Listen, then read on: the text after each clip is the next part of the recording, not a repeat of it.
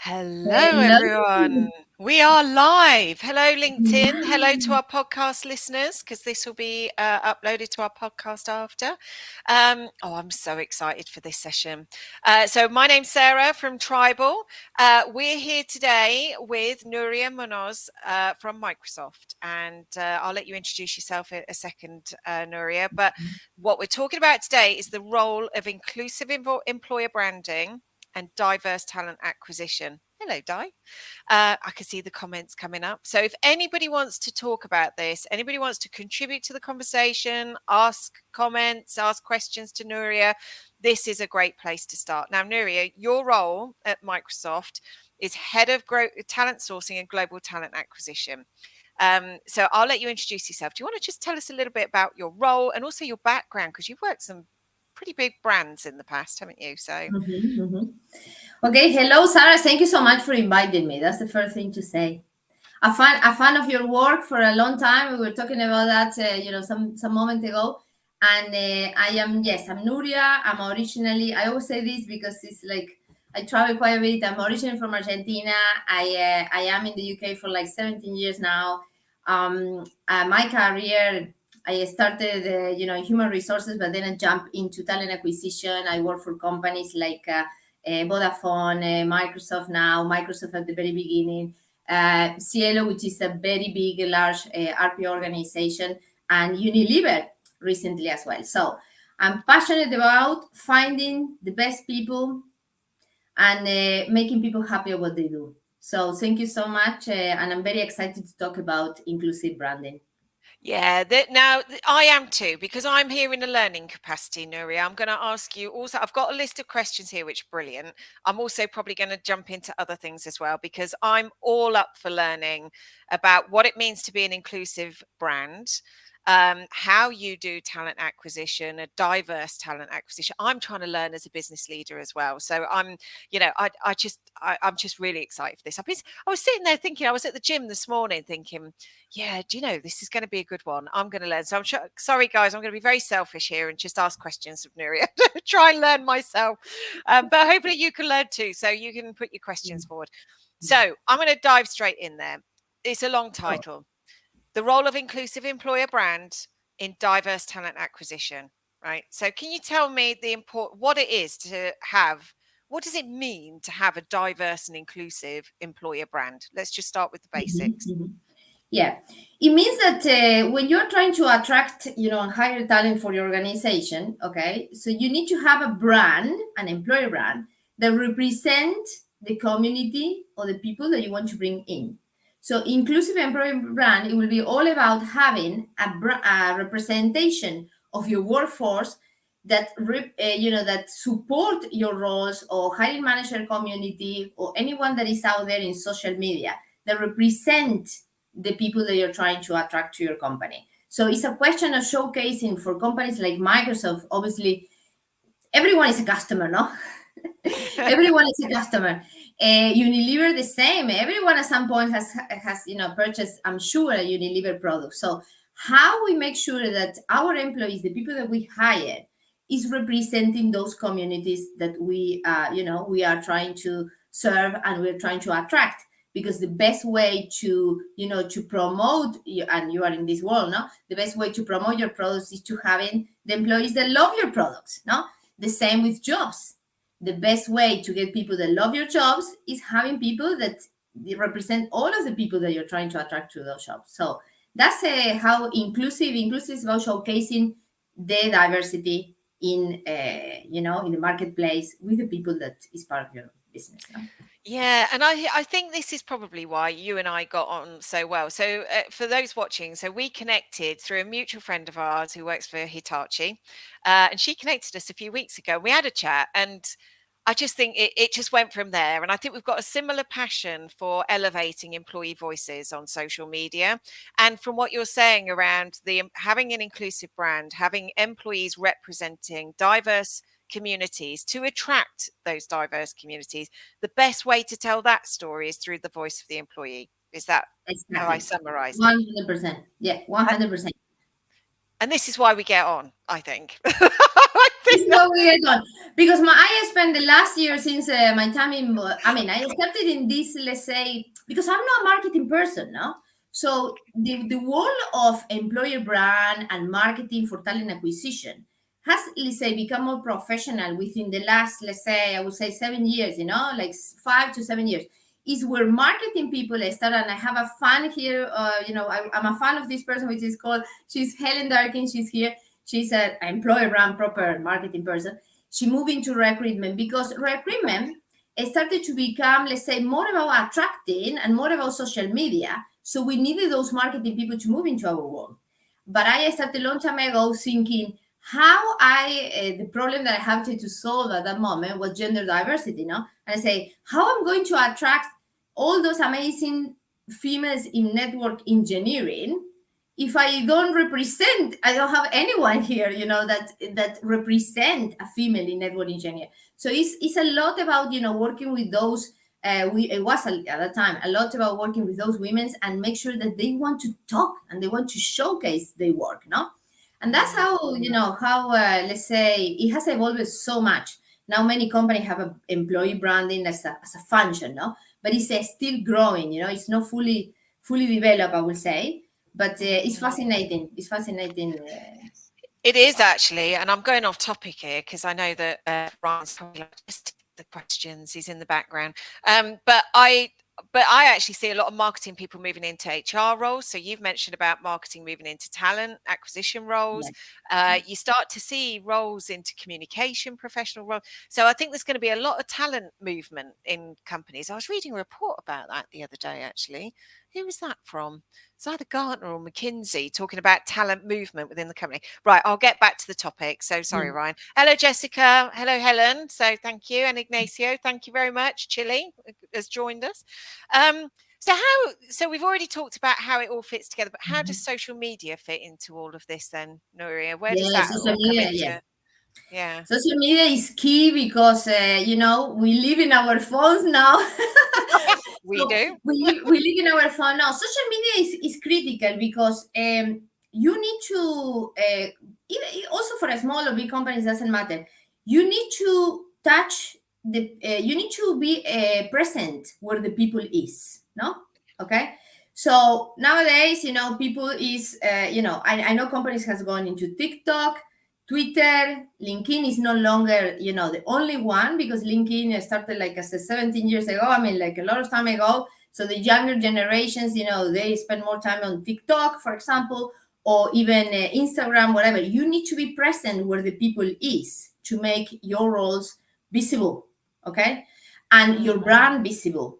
It's not just about the roles; it's about your people representing your the opportunities, or showcasing their work in many different places, so you are able to, let's say, where they are attract the people where they are. There is not like, hey, I post a role and everyone that I need is going to see the role. That doesn't exist anymore. You have to be very proactive in terms of, and we did this campaign recently. Helen and I, we work on this, and there are companies dedicated exclusively to recruitment marketing, meaning they will showcase your work or your ads or your videos or whatever you create to attract this talent. They will showcase in multiple platforms at the same time. It's about the reach. It's about the reach, where the people is, and yeah, that's the strategy. Yeah. Plays a key role. So there's a couple of things there actually I want to mention. So TikTok, see, I started following Microsoft on TikTok because I was in Microsoft last week doing a talk with them, and they said, they've got really good brand, and they do. So I've just started watching some of the TikTok videos. So when it comes to talent attraction and diverse talent attraction, so it's about being where that community is, where that audience is that you want to attract. So that's quite interesting. Are you on TikTok, Nuria, or not Yeah, really? of course, of course. Yeah. How many So channels? Probably 5 or 6 channels, just to test. No, no, yeah. no. But I'm no on a personal, just personal use. No, not for work, not for work yet. No. No. Hmm. So, and then another one, I was talking to Joanne Lockwood, who is a influencer in diversity and inclusion space. And she was saying to me that if you want to go for minority ethnic groups, then Facebook advertising and promoting jobs through Facebook into certain groups. And I just thought this is really good. Actually, it's about reaching people who wouldn't otherwise be on platforms where you normally publish jobs like LinkedIn. They may be somewhere else. So how can you reach them? Through a little bit of paid, through a bit of targeting of groups, through a different targeting, through different platforms.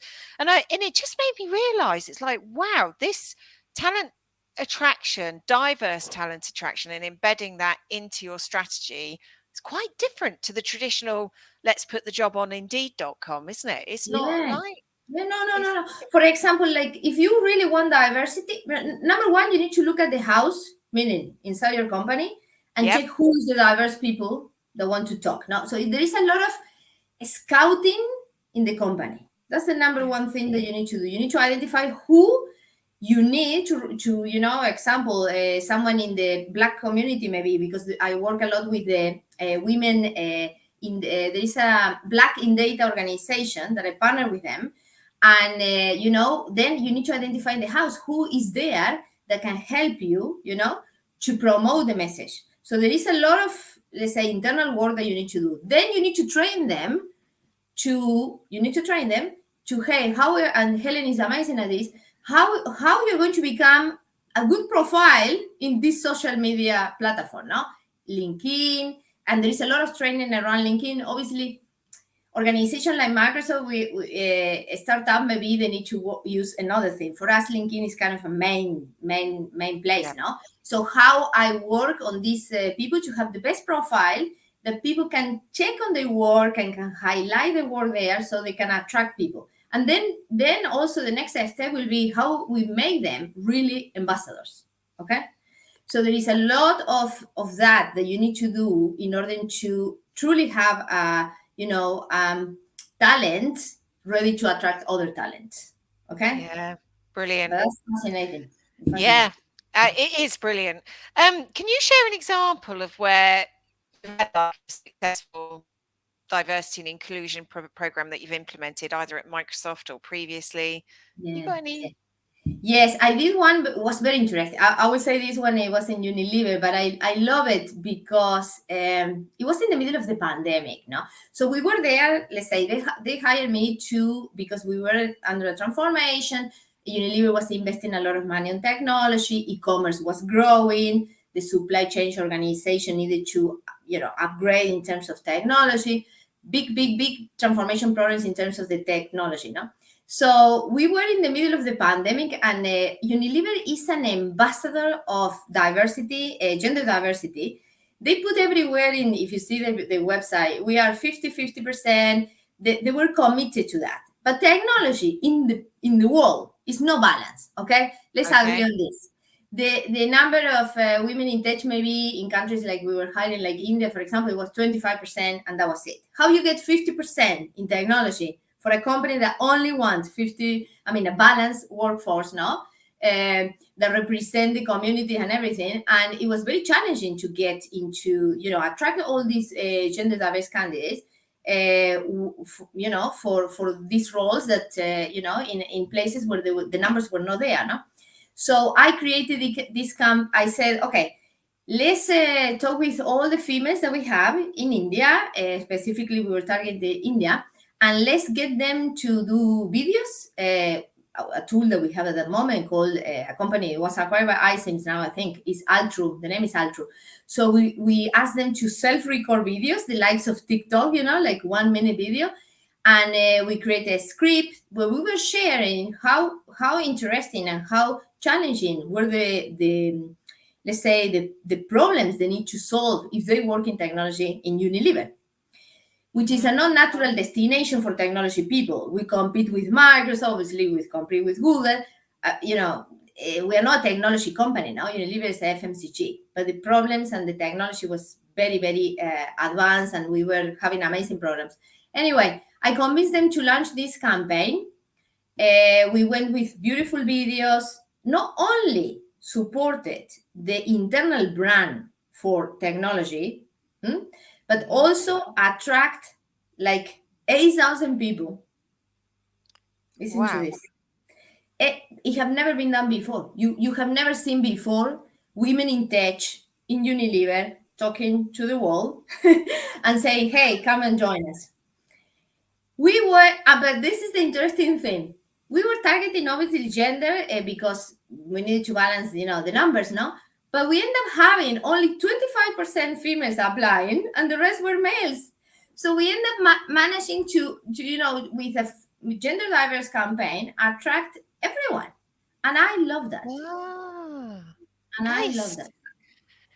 That is so cool. This is, and for me, what I love is about elevating employee stories and putting those in front of the logo and talking about it as a place, as Mhm. tying that as part of the brand strategy. It's brilliant, absolutely brilliant.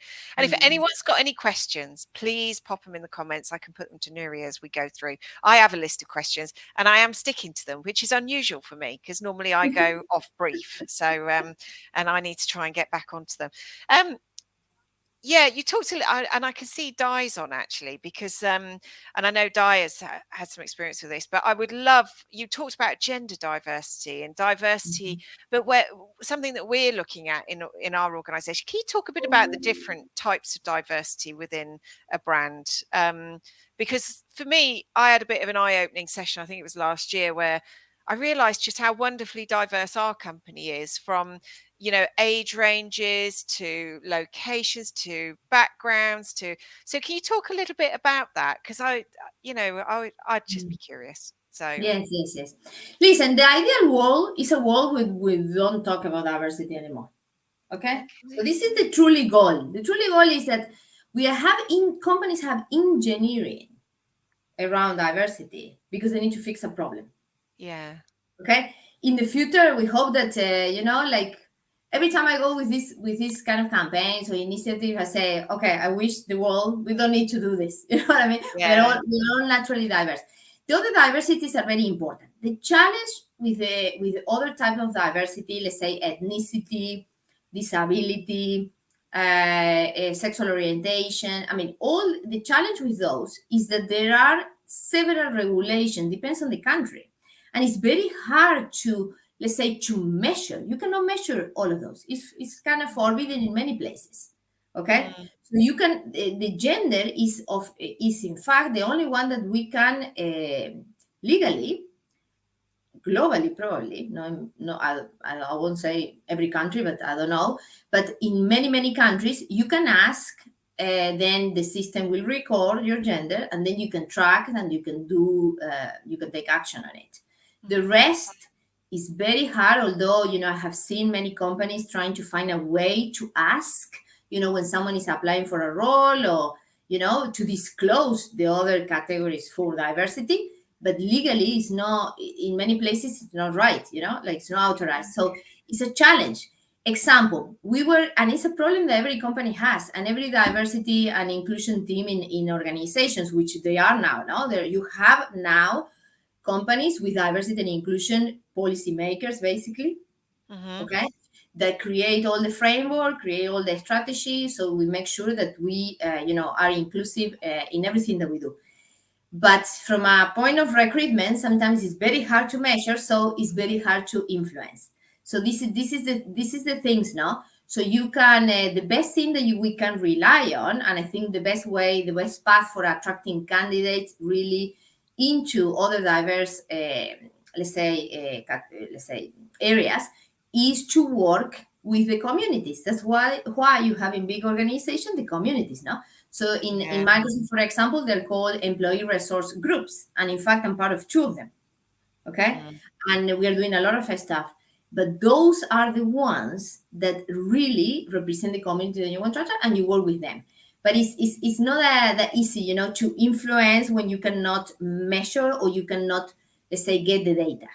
Hmm? yeah yeah and that's hard. I think I might come on to measuring later. Let me just take a note of that one. um but there's something actually I was thinking there is how do you ensure that your selection process is free from bias then how do you do that Yeah. in a brand like Microsoft? How do you from the talent acquisition perspective How do you ensure that? Oh, got some You comments as well. I'll look at those in a Yeah, minute. well, Microsoft is amazing on training. You know what I mean? So you must do the training. Literally, if you miss your deadline, your performance review will be bad. Okay, so literally, and a lot of training is in diversity and inclusion, unconscious Okay. bias. Like heavy training there.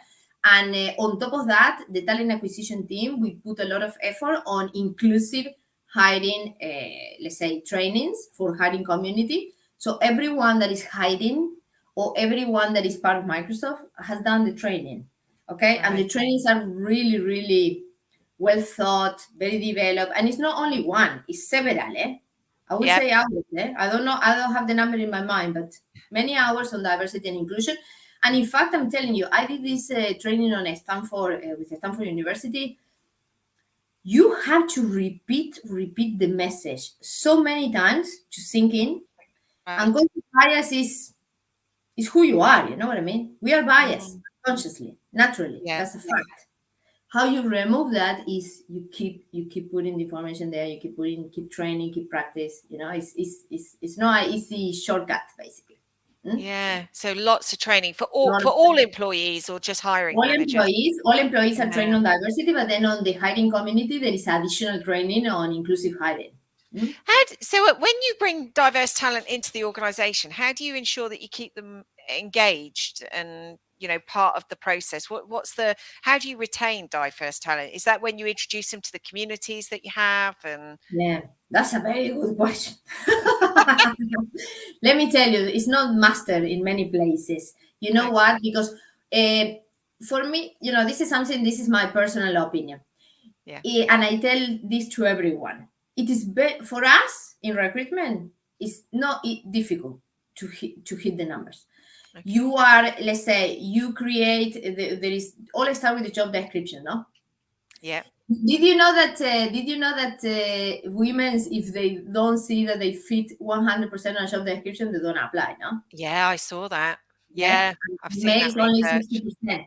So let's Yeah, start with the job description. For us, we have all the tricks, we have all the strategy, marketing, job descriptions, etc., to attract, the diverse pool that we need.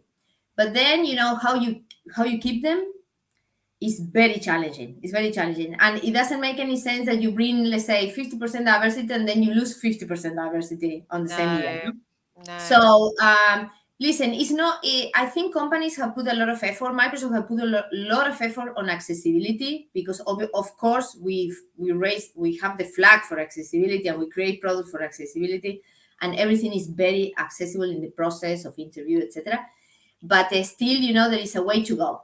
And there is a way to go, no, because UK maybe will be very advanced, but other countries no. Okay, yeah, yeah, so in the aim for being truly a global and do the things right for everyone, sometimes you find difference depending how advanced is the location. For example, yeah. I'll give you an example. Turkey. I remember this program in Unilever, no? Turkey, they were, is very, the country, the government is very, very committed to disability. Okay. Okay, And there is a policy in the country that if you don't have X percentage of disabled people in your workforce, then you're going to be in trouble. So there is a big effort in Turkey team in Unilever to create, a place where disabled candidates are happy and they're well because the government has made another policy on top of that. So wow, you find this kind of variety in every place. Example, us now they have target on race, obviously on Latin Americans, also black community and gender, and it's in general standardized everywhere. So if you don't commit on that, then the government will be upset with you. You know what I mean? So there is a lot of, in diversity, there is a lot that plays with where you are. You know what I mean? Where you are. Hmm? yeah, legislation. It reminded me actually on the diverse thing. We experienced this a couple of years ago actually, where I mean we're nowhere near to the sophistication level of Microsoft, right? We are tribal. And we'll get to your comments in a minute, Di. But yeah, that we had we ran our HR team ran our job descriptions through a what would you call it, like a sentiment tool. And they could see that our job descriptions, because I was writing them, were very feminine, right? And Nice. therefore we were only getting women applying. And it was like, hold on a second. So then we changed it up a little bit and we changed it. And then the balance of applications from a gender diversity point of view started to level up a bit, which is brilliant. And that's just one simple, I guess, thing that we experimented with a couple of years ago. Di says here, I agree. Equity is the goal without the need for labels. Absolutely. In the meantime, we have to engineer diversity to overcome embedded and unconscious bias. Yeah. And there's loads of courses. I've started to attend courses on this. Microsoft have a lot of free courses actually that are available to us. I'm doing one around dyslexia at the moment because my youngest is dyslexic, and the Microsoft Made by Dyslexia course is absolutely brilliant. I couldn't recommend it well enough. So moving on, I've got another question. Leaders, what role do they play when it comes to hiring talent, but also ensuring that they're hiring diverse talent with an inclusive mindset and not an unconscious bias? What's the role of leaders in this? Well, the role of leader is critical. Every time that I have done these initiatives, no, for attracting, diverse candidates, and every time that we do videos, etc., we need to have the leaders as talking about this in Yeah. every single meeting, literally. The way that I was successful on all those programs in Unilever was because from Alan Joe, from the CEO to everyone is talking about the same. I remember the HRD, in one meeting, but this is a story. This is a real story. I remember the HRD in a meeting, and he say, "Hey, I just finished my meeting with Alan and the shareholders, and the questions were all to me about diversity. Look at this. She was in a meeting with the people that like the stakeholders in Unilever, with very senior people. I'm assuming very tense meeting, and all the questions were around diversity because it's proven that diverse organization perform better. Simple. Every Yeah. single research says not only a mix between gender, ethnicity, everything, they have more innovation. There's a performance connection connected to diversity. So the leaders, if you're not jump on the boat, okay, your performance is going to be affected. You talk that language, every leader will say, hey, let's go for diverse. No? What should they talk about though? What Nuria, when you say that they should be talking about it in every meeting, uh, what experiences, bubbling up employee stories? What? I'm talking about just, being, let's say, inclusive. It's about Yeah. being inclusive. You're in a Okay. meeting, you don't allow all the males to talk, for example, you Okay. create an environment of psychology. This is the terminology is psychological safety. Yes. Everyone has a voice, okay? Everyone has a voice. That is how you walk the talk. Love it. It's got to be felt then. It's It's going got to to be be felt. felt. Do you know, It's I've going had to this be. conversation with a customer this morning, actually. Maxine, thank you for your comment. What kind of sentiment tools would you recommend? You mentioned Mm. it, Sarah, but I haven't heard of that before. I'm going to have I to have ask one. I my. have one. I Oh, have I one. was going to say it was my HR team that did it, so I wouldn't know, Maxine. Go on Then, then, Nuria. yeah. Can you The one share? is called, the one that is free of use and is amazing, is called Gender Decoder. Gender. That might be the one we use then. Gender decode. Gender Taking note. Decoder. And for a paid tool, the one that is amazing is Textio. Textio. Yes, it's a paid tool. And also the evolution of that product. I love this product because it started with gender and now it's going into everything. Oh, Ethnicity, how you need to talk with people from a Arabic background, how you need to talk with. I mean, it's fascinating. It's fascinating because also they evolve the product obviously from a point of recruitment, but now it's sales, it's everything. Comms team use this tool what's it because called? That's the Textio tool, is it?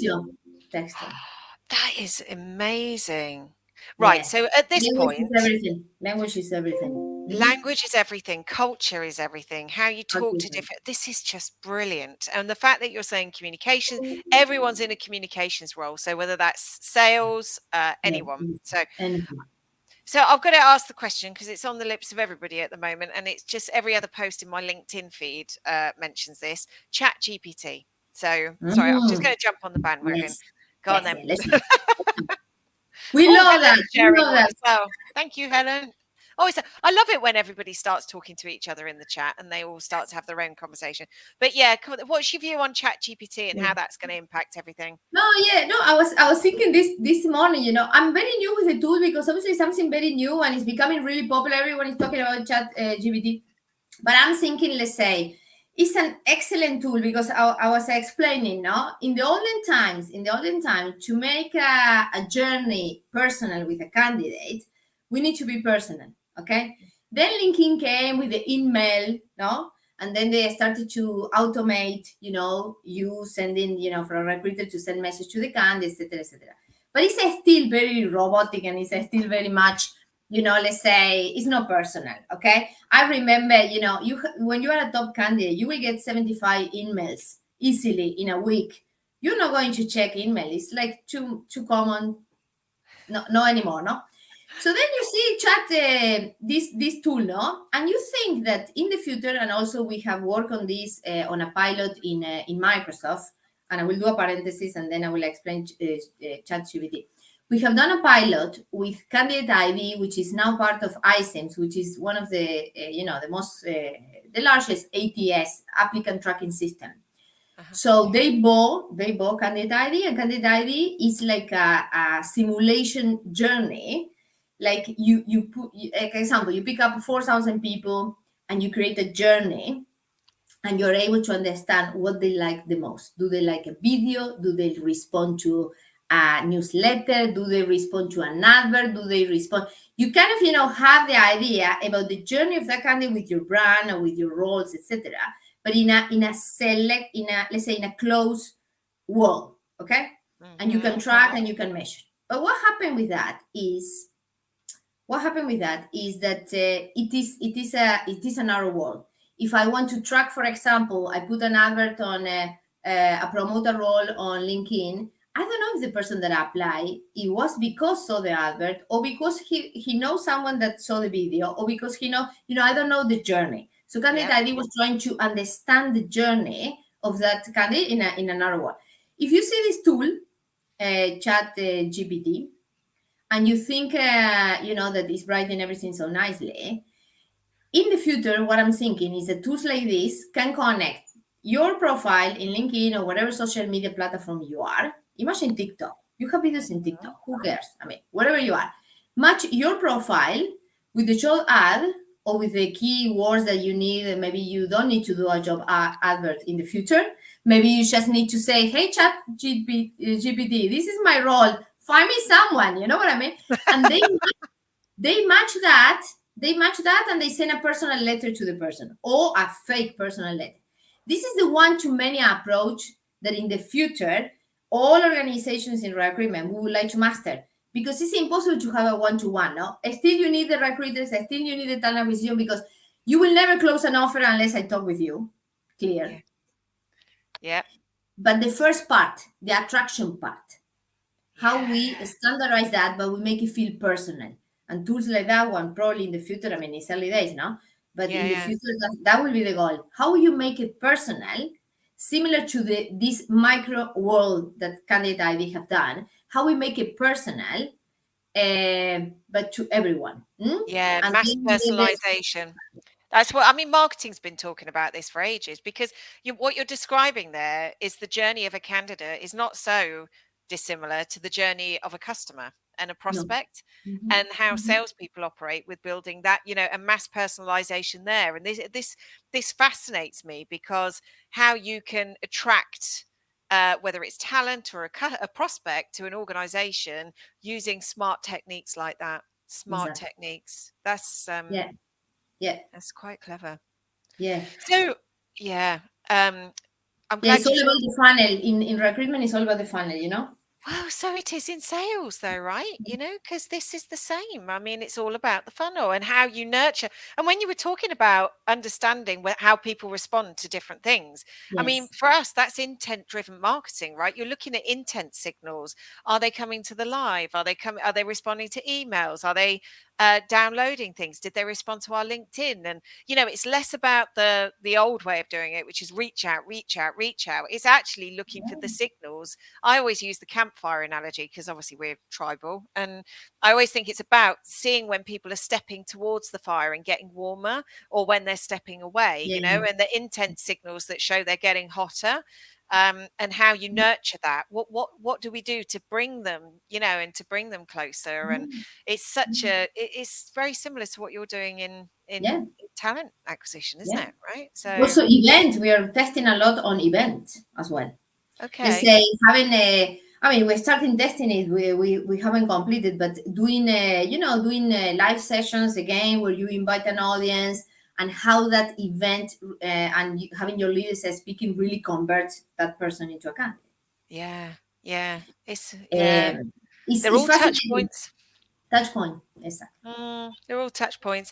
Right. I was going to say, what advice would you give to others that are sort of starting out on this journey? This inclusive employer brand, that they want to create an inclusive employer brand, but they also want to have a diverse talent acquisition approach. What advice would you give to people that may be listening to the podcast or watching the recording? Mhm.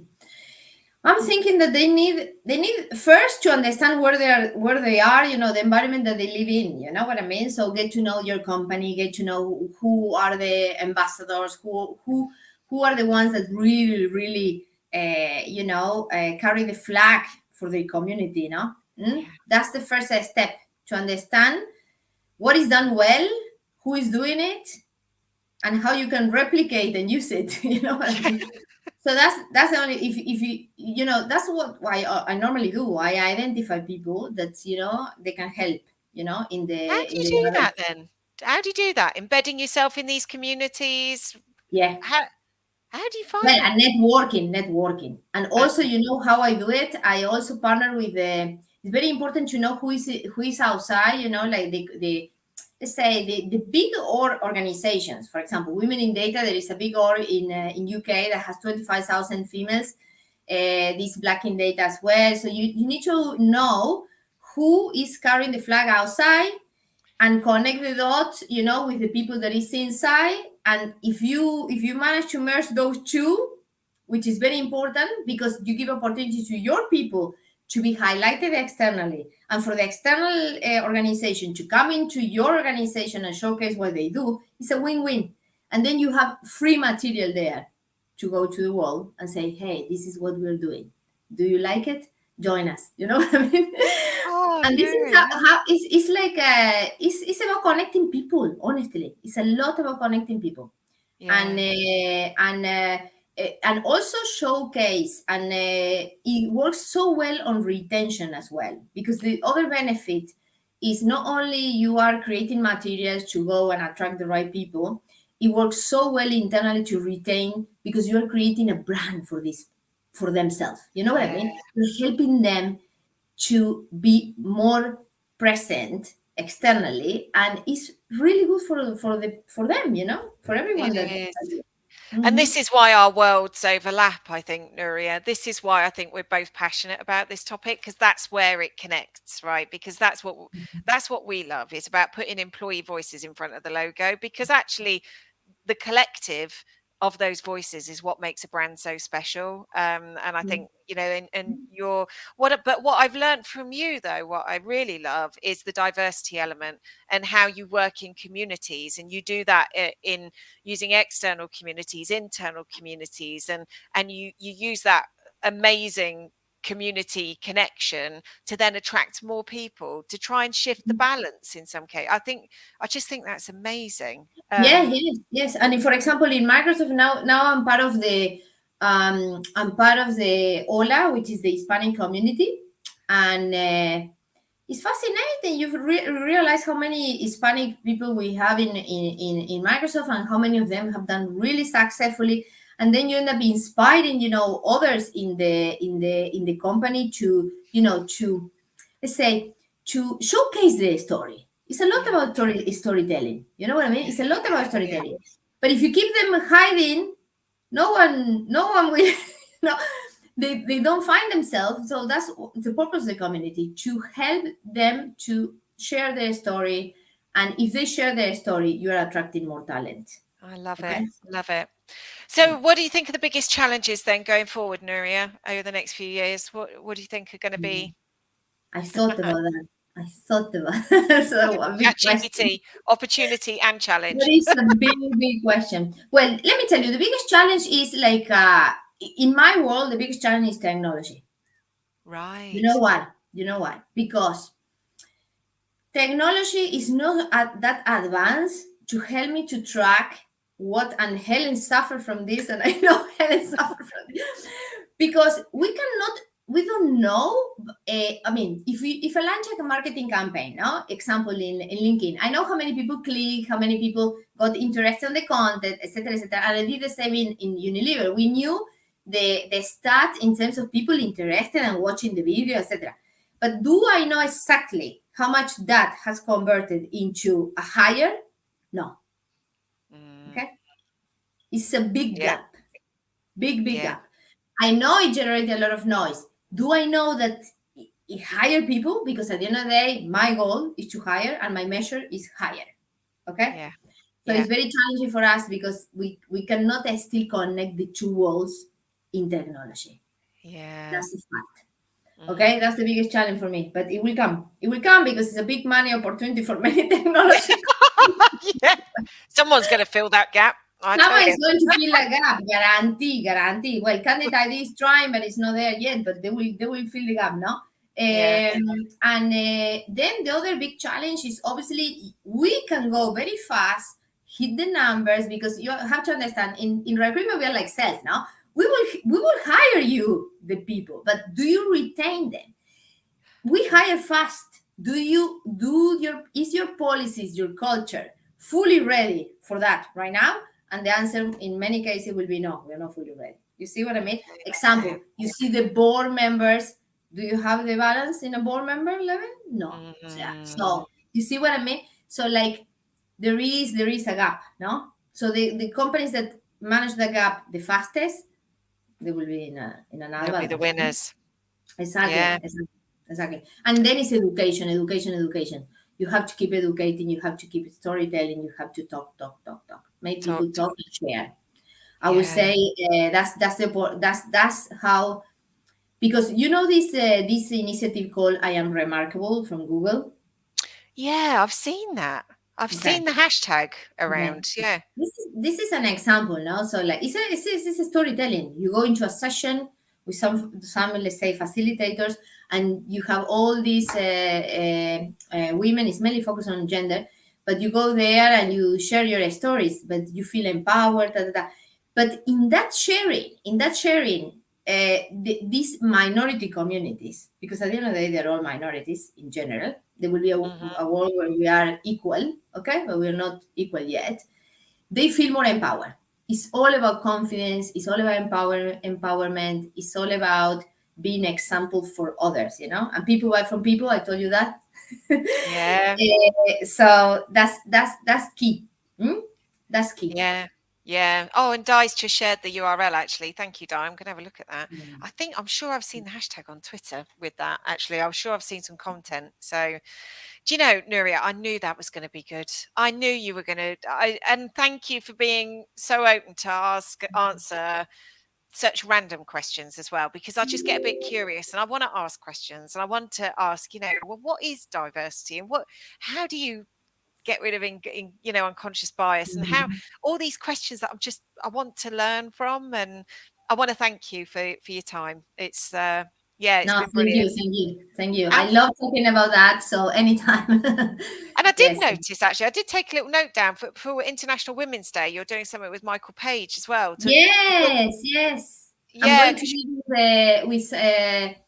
with another colleague, someone a diversity and inclusion lead in Meta, and we are going to talk about these topics as well. So it's like it's very, we think that we think that is overloaded sometimes. Let me tell you. Sometimes I think, we all talk about gender, but the more it's still, to be fixable. You know what I mean? So it's Yeah. still not there. So I Yeah. think the more we do, the more we can raise the flag and support everyone to, every company to be diverse. I mean, I think it's important to keep playing the record. You know what I mean? Yeah. Like Yeah. sharing the stories. Hmm? Yeah. Well, thank you everyone for joining, for the wonderful comments, for sharing your insights, and for sharing like websites and thank you for that. And also for those on the podcast as well. Thank you for listening today. I just love these sessions because we get to speak to experts who are actually practicing this stuff. So it's brilliant. Nuria, big thanks to you for joining us. It's been No, an thank you. absolute pleasure for sharing your Uh, knowledge and your expertise. Next week, oh no, we're not doing one next week because we've got a team meeting, but the week after, I'm quite excited. I'm going to be talking to Emmanuel Delvaux, and I don't think he knows this, but he was my first ever customer. So when he was at Schlumberger, yeah. So wow. anyway, if he doesn't know it, he knows it now. So there you go. But anyway, thank you ever so much, everyone. Thanks for another great Thank session. you. Cheers, Nuria. Take care Thank you now. so Bye bye, much. everyone. Bye bye. Bye. Bye bye.